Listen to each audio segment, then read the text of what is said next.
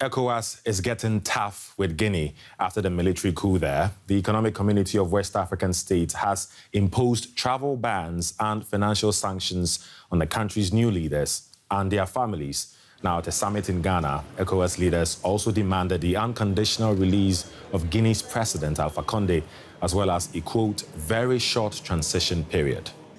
The transition should not last more than 6 months. So 6 months, election should be held, because the election will allow the restoration of the constitutional order in the Republic of Guinea. Now, these demands are the bloc's toughest response yet to the military takeover in Guinea earlier this month. The announcement was made as coup leaders in the country wrapped up a week of consultations with various stakeholders to map out a framework for a transitional government. We'll soon be exploring the implications of this coup for Guinea and the region. But first, let's recap what happened. Jubilation in Conakry. Guinea's military takeover was popular on the streets of the capital. It's a victory for the young people of Guinea. We are really happy. We say well done to the Guinean army, to the special forces. Youth has won. Today we are all free. Everyone is free today. Except President Alpha Condé. Shortly after the coup, the military released a video showing him in their custody, unharmed. His current location still unknown. Alpha Condé, a human rights professor and former opposition activist, was elected in 2010 after decades of military rule. He became Guinea's first democratic leader since independence from France in 1958. But after 2 terms, Condé changed the constitution, allowing himself to stand for a 3rd term. Opposition protests followed and dozens were killed. The military said poverty and endemic corruption had driven them to topple the president. The junta promised to install a transitional government, but they gave no timeline and made no mention of elections. The first principle we have imposed on ourselves is to not repeat the mistakes of the past. The decisions that have to govern this new era will be taken in an inclusive and participatory manner.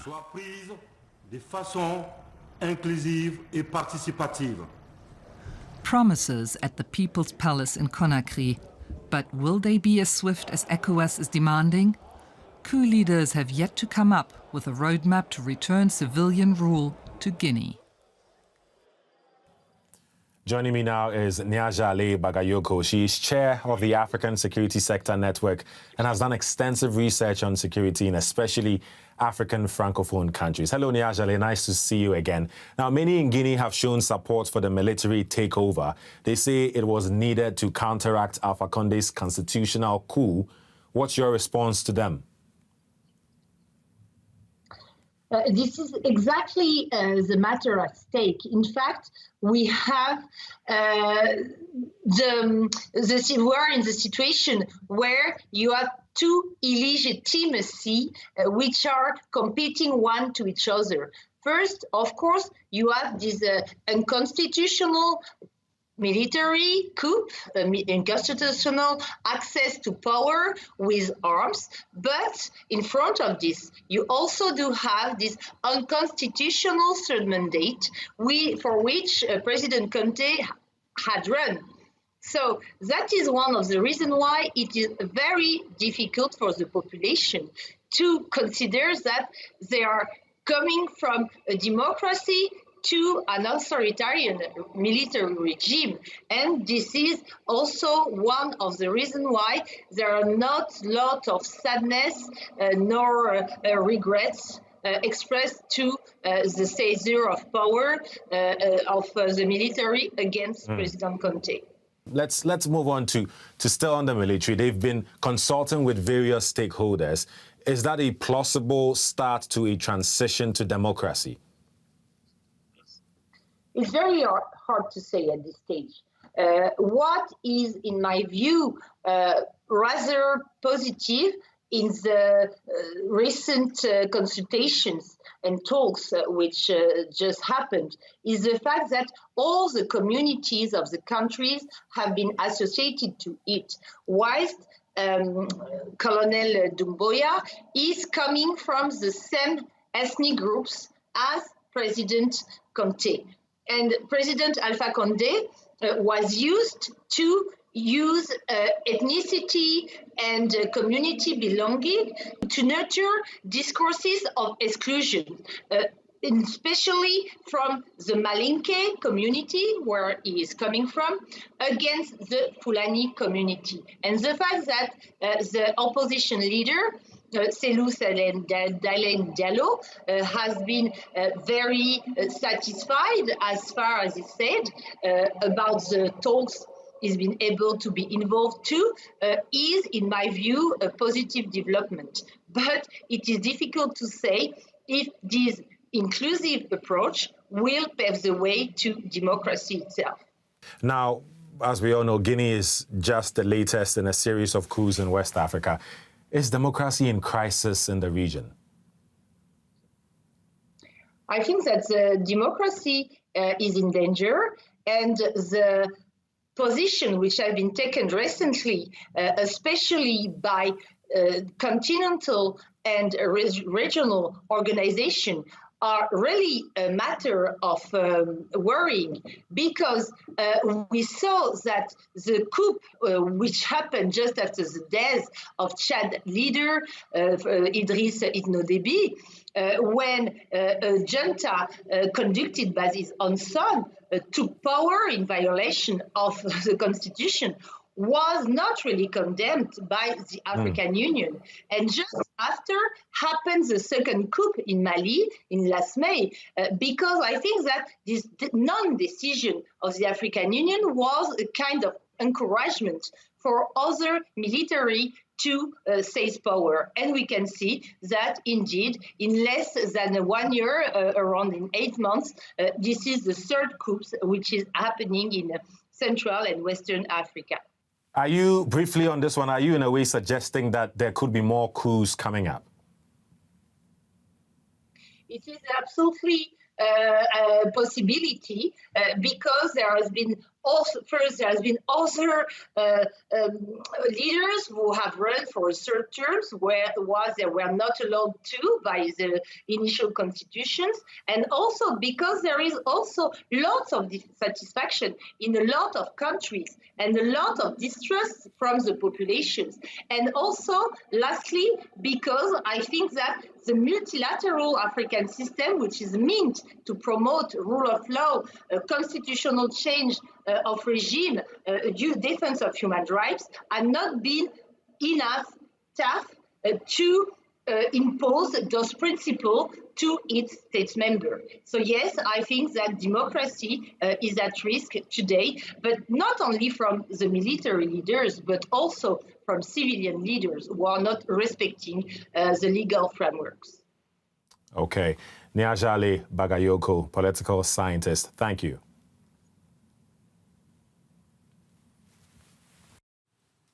And it's not just Guinea. Across Western and Central Africa, 3 more countries have been hit by military takeovers. There's Mali, Niger, and Chad. First, Mali, Guinea's direct neighbor. Now, since last August, there have been 2 successful coups in the country. Malian forces mutinied in August 2020, forcing 75-year-old President Ibrahim Boubacar Keïta to resign after months of protest. Then, in May of this year, another coup. The army stripped the next president, 71-year-old Baindao, of power after just 9 months in office. Vice President Colonel Assimi Goïta seized power. He's just 37, making him one of Africa's youngest leaders. Further east in Niger, the 2021 election of Mohamed Bazoum was the first democratic handover of power in the country's post-independence history. His inauguration looked to be in jeopardy in March when heavy gunfire broke out close to the president's official residence in the capital, Niamey. A rebel military unit had tried to reach the palace, only to be beaten back by the presidential guard. Within hours, the government declared the coup thwarted, and Bazoum was inaugurated 2 days later. And Niger's neighbor Chad saw the military seize power in April this year after the death of longtime President Idriss Déby. The army installed one of their own, Déby's son, Mahamat Idriss Déby, as the new president, ignoring and repealing the constitution and suspending parliament. Well, to analyze these developments, we have invited Kwesi Enin onto the show. He's Director of Faculty of Academic Affairs and Research with the Kofi Annan International Peacekeeping Training Center in Accra, Ghana. Welcome to DW News Africa, sir.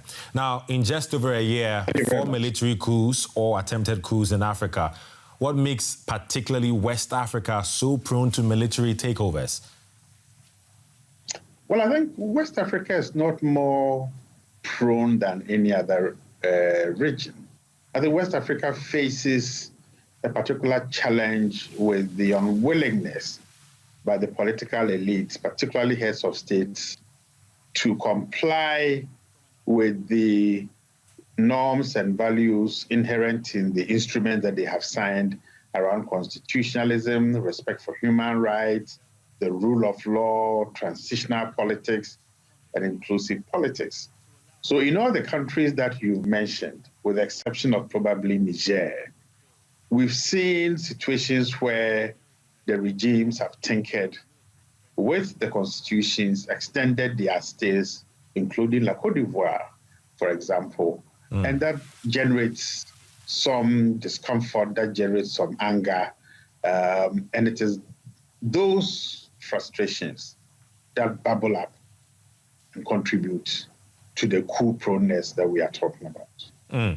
Now, that clearly seems like a challenge. So should we be concerned that the latest coup in Guinea, for instance, could drive even more military takeovers in the region?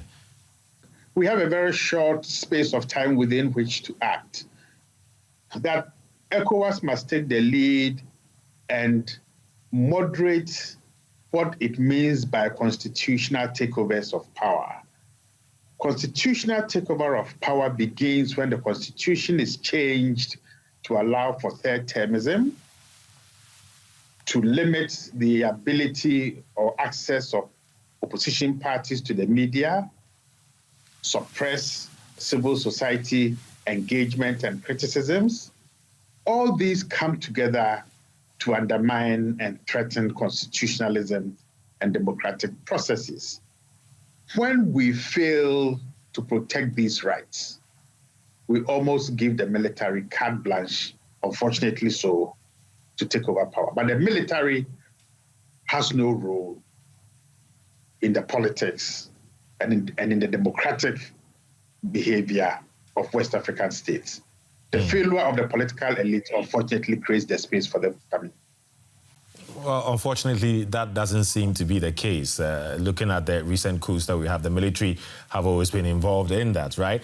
Now, Guinea's coup, however, seems to have popular support. Is there any evidence that a military coup can restore democracy?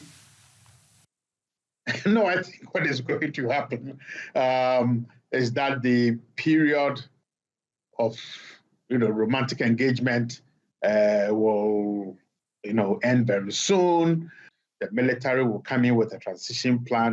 They will put down their uniforms, form a political party, stage an election, get the Supreme Court on their side, and hopefully steal the election and become democratic. Now, that sends a pretty bad signal.